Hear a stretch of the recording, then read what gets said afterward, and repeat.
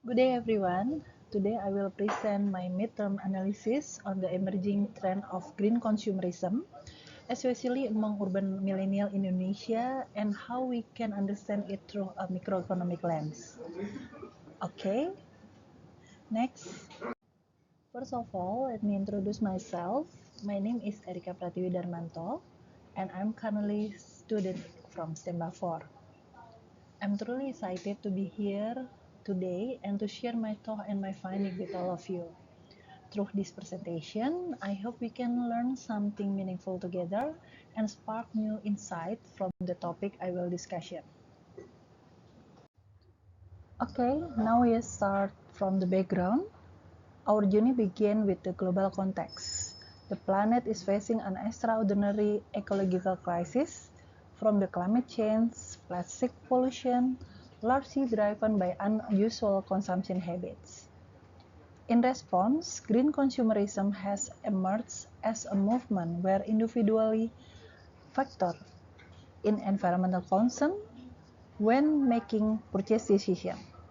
This shift not only about buying green products, but also about redefining consumption as a form of activism. Millennials, especially those in urban centers, are leading this trend. They are digitally connected, social aware, and value-driven traits that make them more likely to support eco-friendly brands. And in Indonesia, this demographic is particularly significant with rapid urbanization and increasing internal asset. Urban millennials are both major contributors to consumption and potential champions for sustainability. This study zoomed on it to understand how their behavior and motivation shape to their future of green market. Okay, in this section, we are explore the theoretical foundation of green consumerism. Green consumerism refers to practice of selecting goods and services based on not only on price and utility, but also on environmental and ethical consideration. It's about reducing harm through purchasing choice, such as choosing recycled package, fair trade products, or supporting zero-waste brand. Green consumers tend to be highly value-driven. They are about the life cycle of product from sourcing to disposal. And for many millennials, these decisions are deeply tied to their identity. Buying green product is not just a lifestyle choice, it's a reflection of their belief and social value. This is where microeconomics comes in. Traditional theory focuses on maximizing utility, but green consumer utility is multidimensional. It includes emotional rewards such as pride, social recognition, or align with personal ethics. That's why, in some cases, even when the prices are so high, this consumer still go for green option because the perceived utility justify it. Understanding this driver is essentially for company and governments that want to engage with the green market meaningfully. Okay, next. Green consumerism has become a critical response to escalating global environmental crises such as climate change, pollution, and resource depletion. One of the most impact segments in shaping this behavior are urban millennials. Around 41 million of them live in Indonesia cities. These millennials are tech-savvy, social aware, and highly responsive to global sustainability narrative. Their value and habit are reshaping how the market operates, especially in terms of ethical and environmental responsible consumption. This slide explores the key microeconomic principles that help explain green consumption behavior among urban millennials. First, consumer preference. Environmental value play a major role in shaping what millennials choose to buy. They are more likely to favor products that are eco-friendly, ethical produce, and sustainability package, even if these products are more expensive or less mainstream. Second, marginal utility. For green consumer, especially millennial, the utility they gains isn't just about the product function. It includes intangible benefits like ethical satisfaction, personal pride, and social recognition. This means the emotional and moral reward from buying green product is often part of their consumption rationale. And the third, demand elasticity. From highly committed green consumers, their demands tends to be relative inelastic. In other words, even if the price of green product rise, many still choose them because this consumer value outweigh cost. Lastly, willing to pay. Studies consistently show the millennials are willing to pay a premium for brands that truly embody sustainability. But the key is here, authenticity. Greenwashing or fake claim can quickly erode this trust. Altogether, this macroeconomic concept help us better understand not only what millennials buy, but why they buy it and how strongly they are motivated by more than just a price. And next, urban millennials are shaping a new era consumption, one that blends digital fluency with deep ethical awareness. First, they are digitally connected. This generation spend a significant portion of their time online on social media, e-commerce, and review platform. As a result, they are exposed to environmental issues and sustainability campaigns more frequently than previous generations. Second, they are advocates of a circular economy. They prefer products that are not just recyclable, but designed for reuse, low waste, and ethical sourcing. Features like biodegradable packaging, refillable container, and upcycle material attract them more than conventional items. Third, they are value-driven. Purchasing decisions are not just functional, they are moral. These consumers actively choose brands that demonstrate corporate social responsibility and environmental social governance performance. Lastly, they act as a social influencer. Their online presence means they are not just buy a product, they talk to about them, review them, and influence their peers to make similar choice. In this way, their consumption behavior amplify into social behavior, driving broader green trend across urban communities. This profile also tells us that marketing to urban millennials must go beyond price and performance. It must speak to their value, to their digital lifestyle, and their desire to make impact. While many urban millennials express strong intention to consume sustainability, their actual purchasing behavior often doesn't follow through, and this gap between intention and action is one of the biggest challenges in green consumerism today. There are several reasons behind this. First, high perceived price. Many green products are often expensive even when the long-term value is better.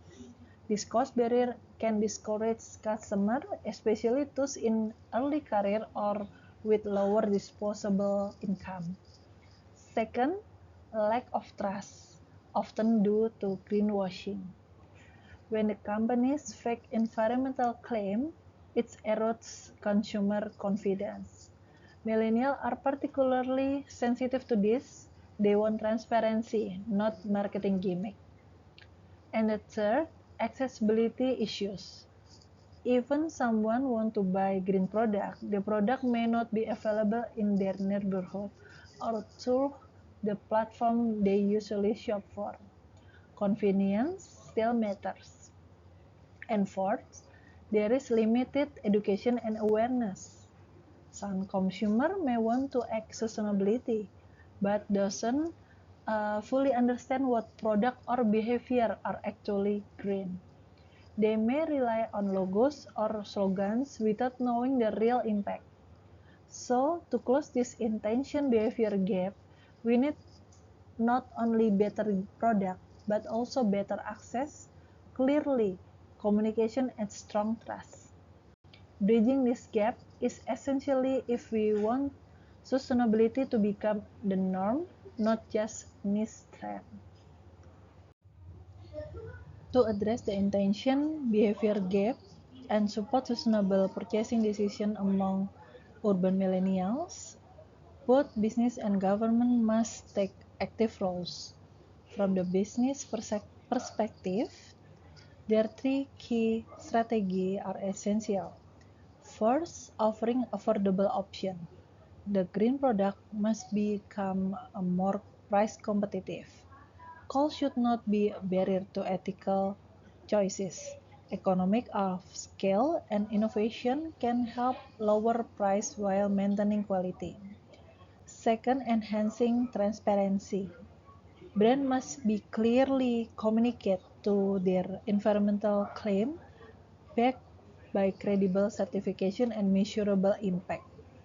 Trust is critical for millennials, and clearly labeling builds that trust. Third, developing green logistic and supply chains. Businesses should invest in more sustainable delivery system and sourcing method, especially in urban area, to reduce the overall carbon footprint and align with consumer expectation. On the government side, policy and infrastructure can support role. Government can introduce incentive like tax break or grant for companies that produce or innovate in green technology. They can also establish standardization, ensuring eco-labels follow nation or global standards so customers know which claims are real. Lastly, awareness campaigns are critical. Public education about green consumption, both through formal education and mass media, can shift not only intention but also behavior across demographics. Ultimately, fostering green consumption requires a joint effort. Business provide the product, government provide the structure, and consumer bring the momentum for change. To better understand why millennials may intend to buy green products, we turn to powerful behavior models, the theory planned behavior. This framework explains how three psychological factors shape behavior. First, attitude toward the behavior. If millennials believe consumption is important and impactful, they are more likely to form strong intention to act on it. Positive attitude create motivation. Second, subjective norms.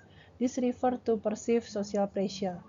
If their peer group or community support green action, millennials are more likely to conform and align their behavior with what social accepted or even admired.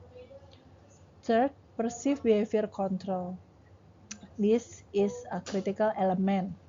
If individual feels they have ability, resource, and opportunity to act sustainability, then they are more likely to translate intention into real action. But if they feel constrained by high price, limited access, or unclear information, the behavior may not happen, even if the intention is very strong. Theory of planned behavior help us recognize that consumer behavior is not just about value or price.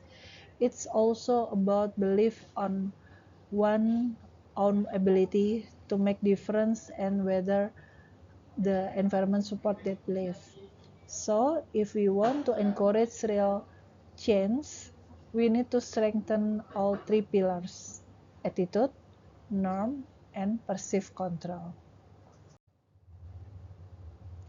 Now that we understand the behavior pattern of urban millennial and the economic dynamic at play, Let's discuss what we can actually do about it. This slide presents 4 strategic recommendations to effectively encourage and support green consumerism within this influent demographic. First, we must integrate environmental concern into pricing strategy.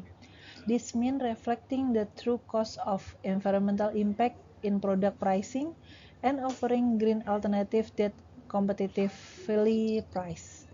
Internalizing externalities like emotion or packet waste help make sustainable choice more accessible and justifiable to the customer.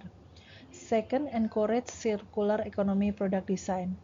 Millennials are increasingly drawn to products that are long-lasting, reusable, or made from recycled materials.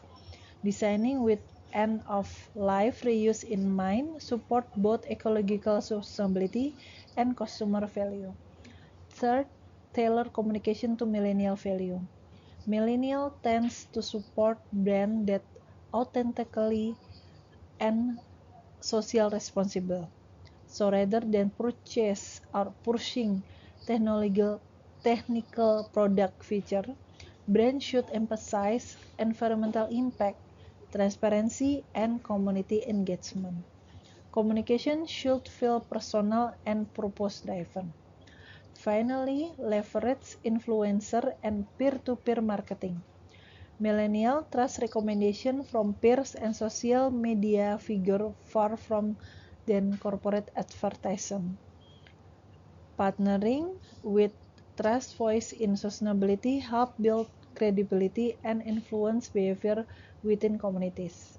This strategy align not just with millennial value, but also what motivate action. When well executed, they can help transform intention into real, sustained green purchasing behavior. To conclude this presentation, I want to highlight 3 key points that summarize our finding. First, urban millennials have massive potential to drive sustainable consumption. Their purchasing power, digital literacy, and strong value position them as key influencers in the green economy. Second, green consumerism is driven by dual force. One offside, personal sustainability value, and on the other, microeconomic incentives such as pricing, utility, and market access. This combination creates both motivation and structure for behavior change. And third, bridging the gap between intention and action is essential. While millennials may intend to buy green product, they often face barriers that need to be addressed through smart business strategy and more supportive policy. By working together from government, business, and also consumer, we can transform this potential into real lasting impact. The path toward a green, more responsible marketplace starts with understanding behavior and ends with enable meaningful action. To conclude my presentation on green consumerism trend among urban millennials in Indonesia, as we seen, this generation holds incredible potential to drive sustainable consumption. If we can understand and support their motivation, overcome barriers, and provide meaningful solutions, I believe that when personal value meet economic logic and structural support, real behavior change become possible. Thank you for your attention.